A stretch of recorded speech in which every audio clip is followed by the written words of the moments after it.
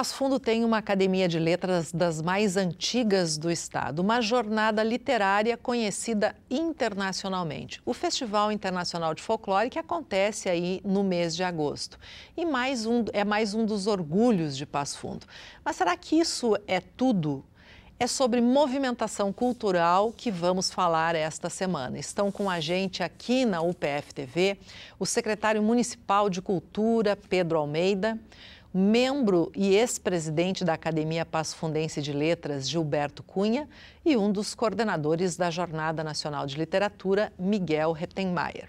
Sejam todos bem-vindos ao programa e a minha pergunta para os três é: Passo Fundo é uma cidade de efervescência cultural, a gente tem muitos eventos, mas a gente também tem outras coisas que a gente até não enxerga e que estão na movimentação cultural, Pedro?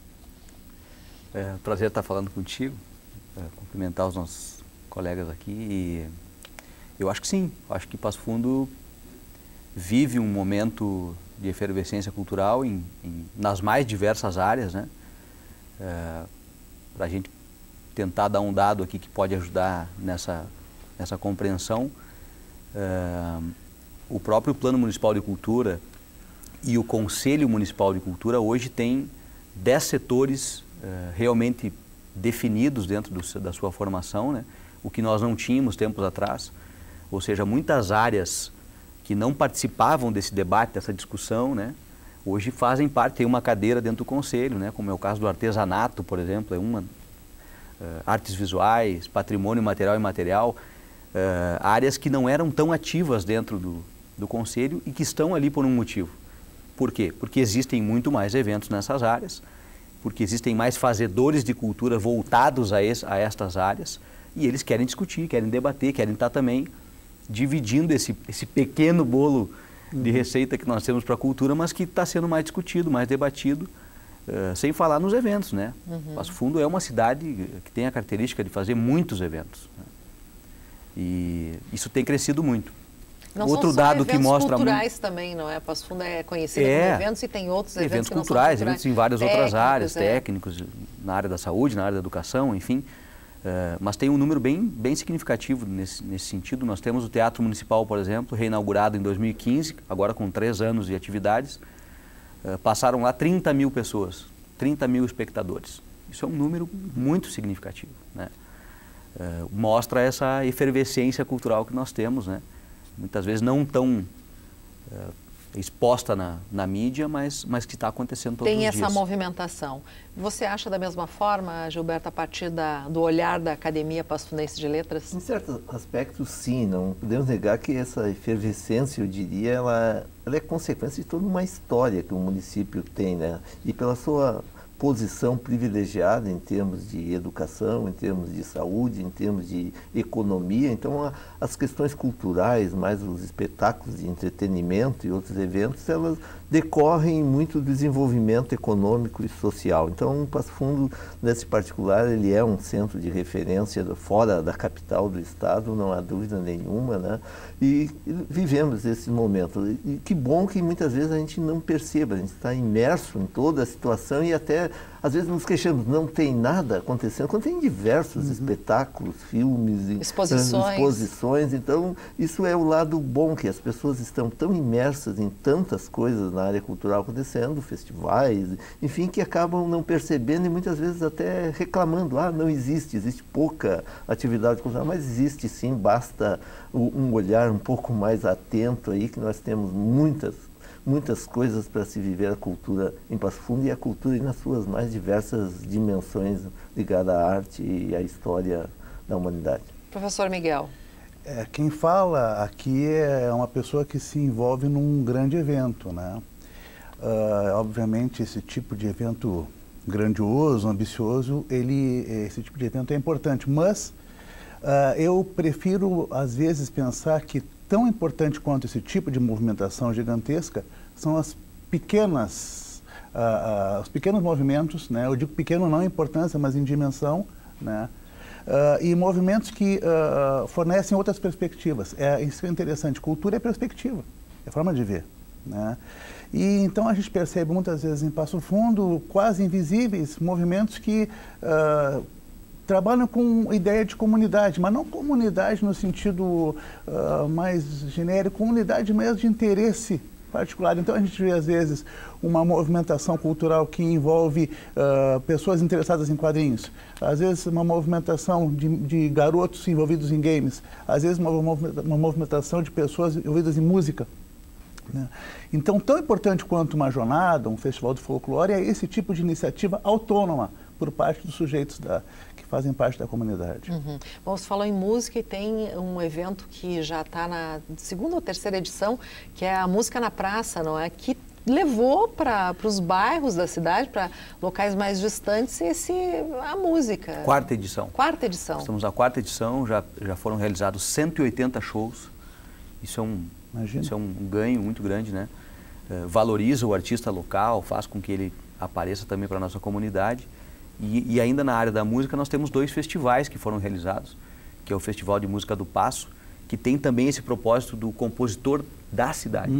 Pegar esse indivíduo que muitas vezes não tem espaço e, enfim, todas as áreas têm seus eventos, suas trajetórias. A gente tem procurado olhar isso. Uma coisa que o Miguel falou que é importante são, às vezes, pequenos eventos que acontecem isoladamente e vão se produzindo, né? Nós estamos lançando agora, no mês que vem, um projeto chamado Semana Passo Fundo de Cinema. E foi muito interessante a construção desse evento, porque nós nos deparamos com o seguinte: já existe uma movimentação muito grande de cinema e foi só a gente pegar, chamar esses produtores nas suas particularidades, nos seus eventos particulares, inclusive o Integrado PF vai ser um dos... Que faz um festival há 11 anos, e juntar todo mundo no mesmo espaço de tempo, né? Naquela semana vai acontecer tudo junto, ou seja, a cidade vai estar dando o olhar que realmente deve dar a essas ações, porque elas estão juntas. Então, acho que esse é um dever também do gestor público, né? Ele fazer uma visão geral, muitas vezes, e unir as pessoas para que possam... Agora, o município ganha um plano municipal de cultura que é inédito. O que consta esse plano? Qual é o objetivo desse plano? Esse plano, ele é uma ferramenta, né, Zumar, no sentido de um planejamento para a cidade. Então, nós discutimos durante 2 anos os próximos 10 anos de Passo Fundo. Ele foi aprovado, ele tem 53 metas, né? Quem visita a Secretaria de Cultura vê lá, nós temos uma sala de reuniões onde essas 53 metas estão expostas, nós estamos lá, meta tal, ok, meta tal, ok. Eu acho que isso é um planejamento que deve seguir também para as próximas gestões também da cidade, deve ter esse delineamento, e ele divide a cultura em 10 setores que foram identificados no plano com um diagnóstico, e tem metas claras para cada setor. Então, por exemplo, na literatura, tinha lá a ambição dos autores passafundenses em ter um reconhecimento, um prêmio literário que fosse... Conseguimos executar. Então, é uma das metas que foi executada. A reformulação do Fundo Cultura, que é o nosso Fundo Municipal de Cultura, foi feita agora. Ele passa a ser um fundo que também vai respeitar estas áreas.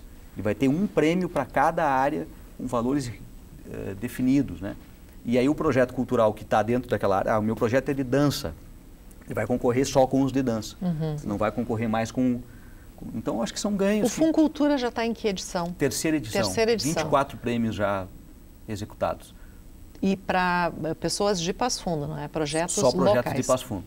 Nós temos também agora um edital que vai ser lançado no próximo mês, que é um edital que mistura cultura e saúde, né? Nós conseguimos pegar um recurso, que é um recurso vinculado do governo federal na saúde, que não estava sendo usado, e nós vamos transformar num edital que vai ter o viés cultural, mas com um foco também na educação, prevenção, enfim. Um edital que vai ser maior que o Fundo Cultura, chegar a R$130 mil. Então, quer dizer, são essas ações interligadas que fazem com que a cultura se movimente, né? Bom, agora, Gilberto, nós temos uma das academias de letras mais antigas do interior do estado, vai completar 80 anos esse ano? Já completou. Já completou 80 anos. Qual é o segredo de manter uma entidade tanto tempo assim na ativa? Essa é uma grande questão, Zilmara, que talvez nem nós mesmos acadêmicos saibamos responder, mas vamos tentar pelo menos encontrar uma linha de raciocínio. A gente tem que considerar que a própria Academia Brasileira de Letras é de 1897, a Academia Rio-Grandense de Letras de 1901. E nos anos 30, quando do Estado Novo ali, há um plano da unificação do país pela língua e o incentivo à criação de academias de letras pelo Brasil afora. Poucas sobreviveram. A Academia Passo-Fundense de Letras é criada nesse esforço em 7 de abril de 1938, como o Grêmio Passo-Fundense de Letras, e ela vem. E eu diria assim que ela se criou e muito a partir das pessoas que integraram. Ela unificou várias forças, os chamados, na época, intelectuais públicos de Passo Fundo, integraram a Academia de Letras. Então, muito do desenvolvimento que Passo Fundo vive hoje, muitas das discussões que culminaram em grandes questões, elas estão lá, presentes por historiadores, nas atas, nas reuniões da academia. Nós podemos fazer referência ao ensino universitário em Passo Fundo, os membros da sociedade, a SPU, César Santos, Ressoli Santos, eram membros da academia, as reuniões eram discutidas lá dentro,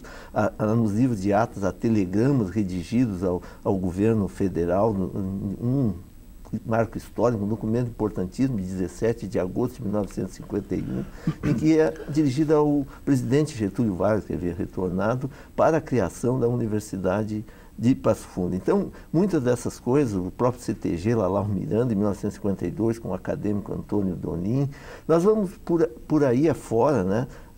Essas coisas, a academia unificava, reunia e se materializava a partir da cultura, entidades, enfim, organizações que, no meu entendimento, culminaram no desenvolvimento social e econômico de Passo Fundo. Ela é um dos lugares em que guarda aí um pedaço bem importante da história da cidade. Então. Muito importante. Os nossos historiadores, o chamado pai da história de Passo Fundo, Antonino Xavier de Oliveira, foi o segundo presidente da academia, né? Então, a academia sempre se envolveu com a história. É evidente que é uma história mais simplificada, uma história memorialística da época, mas ela serviu de base para toda a historiografia mais acadêmica, científica, a partir dela.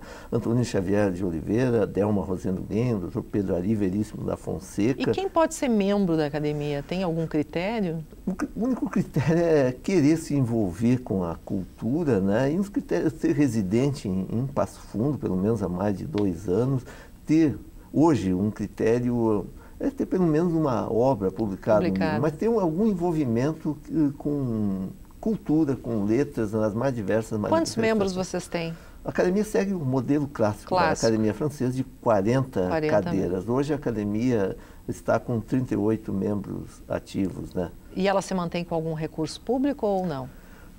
Eu diria assim, ela tem uma receita que é tal qual qualquer clube dos seus membros, e ela conta com muito apoio. Aqui o secretário Pedro Almeida, né, que tem colaborado muito em projetos da academia, pelo menos 2 projetos, que é um projeto importantíssimo para a inserção de crianças, de estudantes nas letras, que é o chamado Cultivando Talentos, em que envolve a SEDEC, a ISMES, Secretaria Municipal de Educação. E daí eu vou fazer aqui o meu agradecimento público a 2 secretários, o secretário Pedro Almeida, que é nosso vizinho, e o secretário de Educação, professor Edmilson Brandão, que tem sido parceiros em muita colaboração. Então, eu diria que os recursos públicos não são diretamente na academia, são em projetos que a academia faz em parceria com a Prefeitura de Passo Fundo.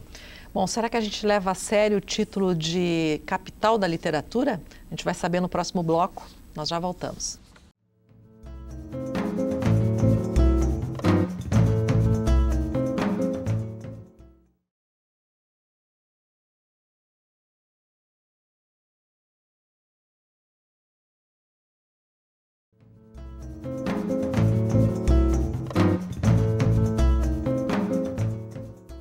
Na série de programas que estamos fazendo no mês de aniversário de Passo Fundo, hoje estamos falando de movimentação cultural.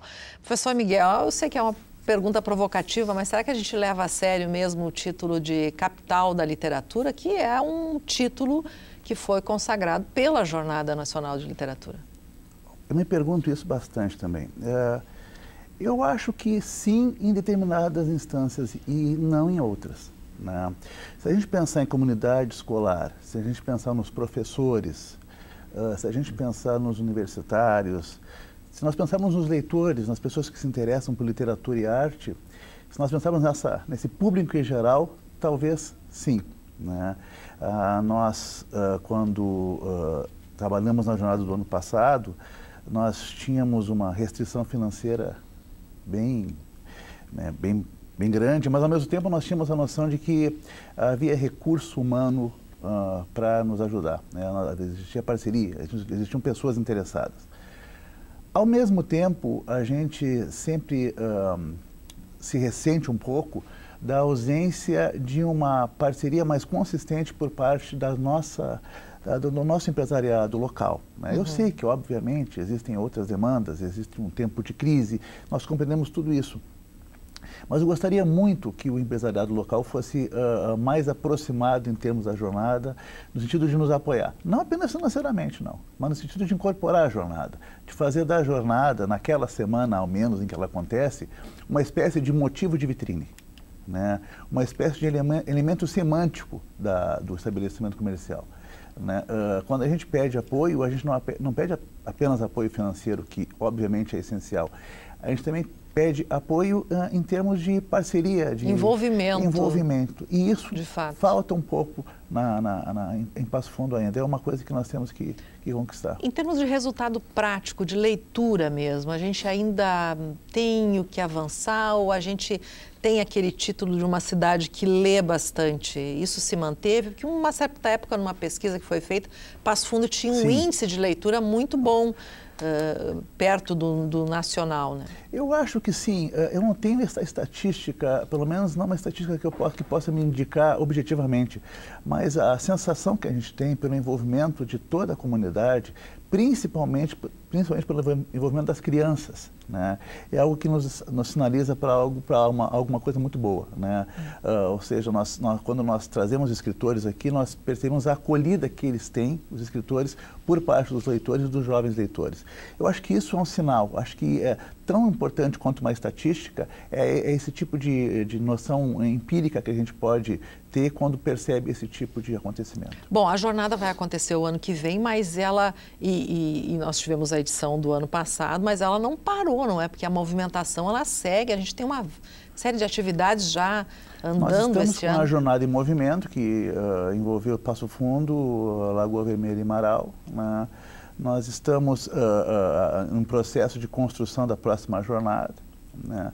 Nós, na realidade, estamos tentando levar ao máximo efeito uma noção de que a jornada deve ser uma movimentação permanente de formação de leitores, né? Nós não podemos imaginar que esse tipo de evento, né, se estabeleça apenas de 2 anos, né? Ele tem que ser algo permanente mesmo, algo que tenha uma continuidade, né? Algo que não deixa a leitura ser lembrada bienalmente, mas que faça da leitura alguma coisa que faz parte da cultura da comunidade. Tu acha que ela tem um legado importante para o futuro? Sim. Ou, na tua visão, qual é o legado da jornada para o futuro? O futuro é um dos elementos que possivelmente será trabalhado pela jornada em 2019, né? Porque o futuro é um conceito aberto demais, né? E muitas vezes nós nos deparamos com possíveis alternativas futuras que nada mais são do que chamadas do passado, né? Chamadas de coisas que aconteceram no passado que nos trouxeram grandes problemas, não resolveram nada, né? O legado da jornada, eu não penso muito em noção de futuro, eu penso em noção presente. Eu acho que a jornada é uma coisa que não pode se estabelecer como uma movimentação social que morre e deixa um legado. Eu acho que ela tem que ser uma movimentação cultural que se estabelece num processo permanente de construções. Eu acho que é isso.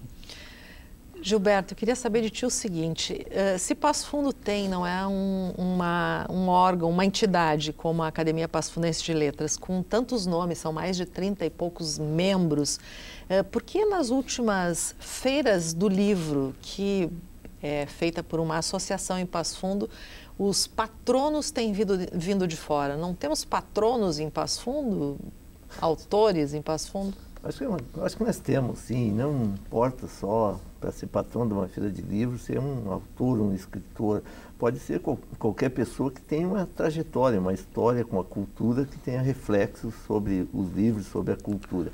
Mas eu entendo que é uma organização privada, quem faz a Associação dos Livreiros de Passo Fundo, e dentro dessa expectativa sempre se busca algum grande nome. Ano passado foi Luiz Fernando Veríssimo, esse ano é o Luiz Coronel, enfim. Nada contra esses nomes, não, né? Em absoluto, são ótimos. Esses nomes atraem público e esses nomes podem vir da mesma forma que vem para a jornada, para uma fala, uma palestra, uma apresentação. Mas Passo Fundo, sem dúvida nenhuma, com a trajetória, com a universidade, com pessoas que movimentam a cultura, ela tem nome, sim.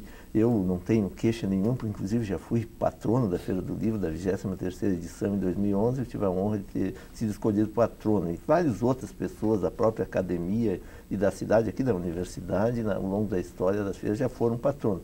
Mas essa é uma grande questão. Talvez o foco seja pensando mais no aspecto da atração de público que um nome de uma dimensão além dos contornos locais possa atrair. Mas eu gostaria de me manifestar um pouco sobre o que você colocou, professor Miguel, sobre a jornada. Acho que a jornada tem um grande legado já deixado, né?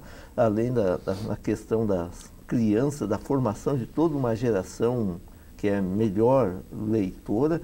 E eu diria que um dos grandes legados, e vou tomar o meu exemplo pessoal, foi que a jornada, ao longo de toda essa história, ela apresentou alguns autores para nós que nós não conheceríamos. Eu, por exemplo, vou citar 2 nomes que eu, a partir da jornada, li toda a obra, né? Foi o Edgar Morin, que veio em 2004, e recebeu o título de professor honoris causa, que eu só sabia de nome, não li casualmente. Naquele ano comprei um livro.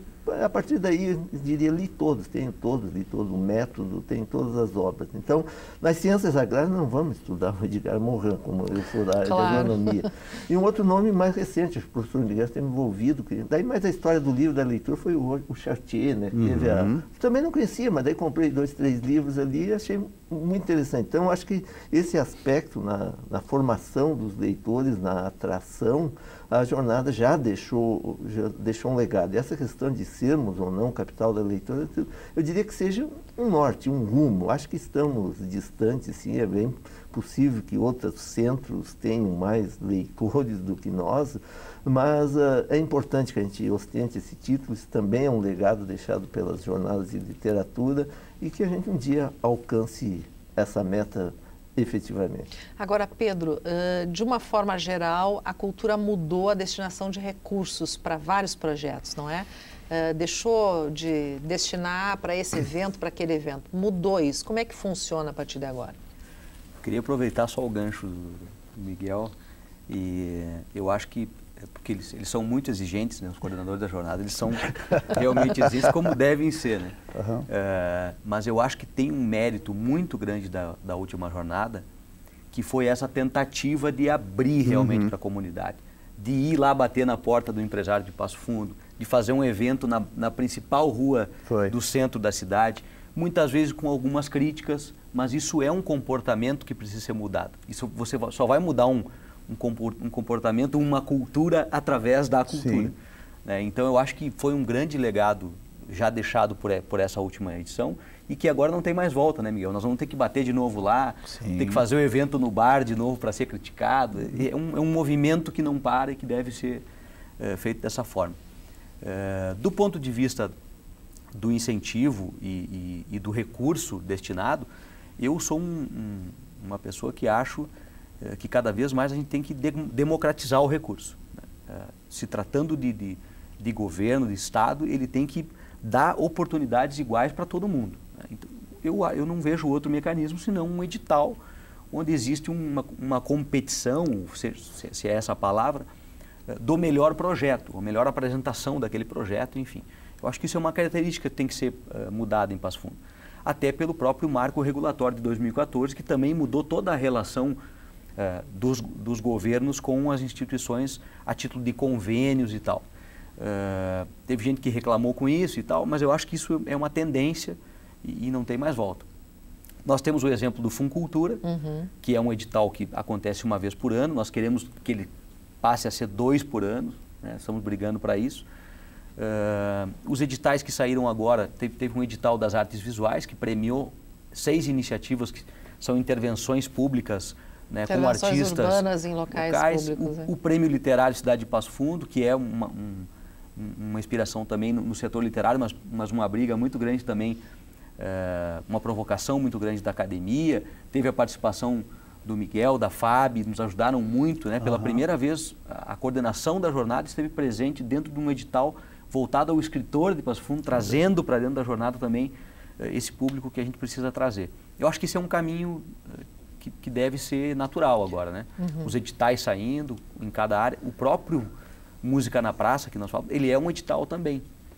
Ele abre o recurso, mas o músico tem que ir lá se inscrever com o seu projeto e tal.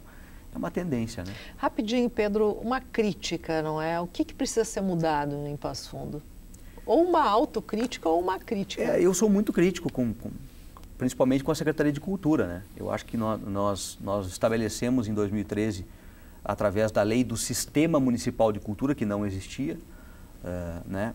Três pontos fundamentais aí, que é o Conselho Municipal de Cultura, realmente atuante, com voz e vez, o Plano Municipal de Cultura e o Fundo, é o nosso CPF da cultura aí. O que a gente tem que melhorar a partir de agora?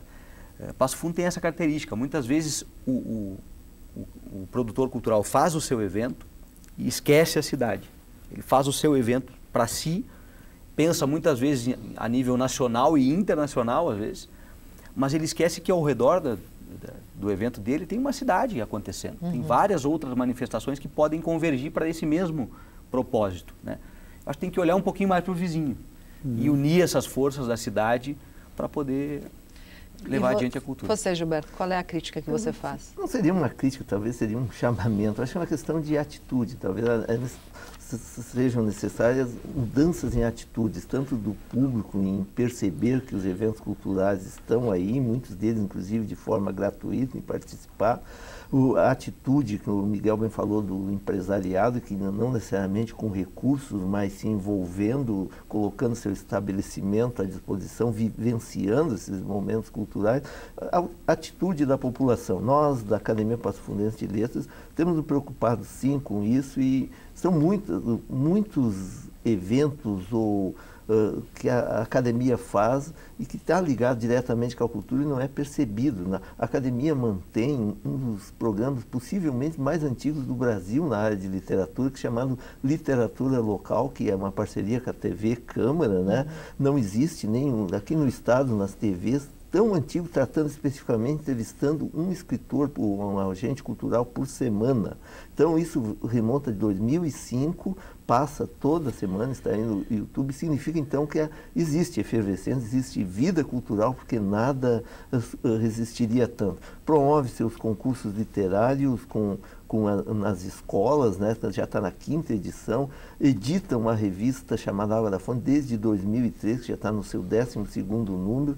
Então, eu acho que a academia faz a sua parte de forma silenciosa, como tem que ser, ela tem feito discretamente. E eu diria assim, atitude do público em valorizar, perceber que as coisas estão acontecendo na nossa cidade na área cultural.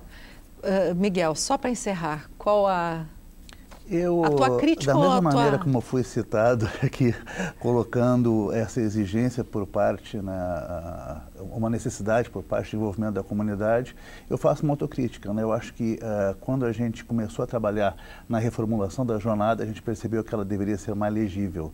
Eu acho que talvez a gente que trabalha com cultura e promove a cultura deve ser, de alguma maneira, um pouco mais legível, para que a comunidade compreenda tudo que a gente está fazendo. Tá certo. Obrigada pela participação de vocês. Quer rever este programa? Acesse o canal do YouTube da UPF TV e até a próxima semana.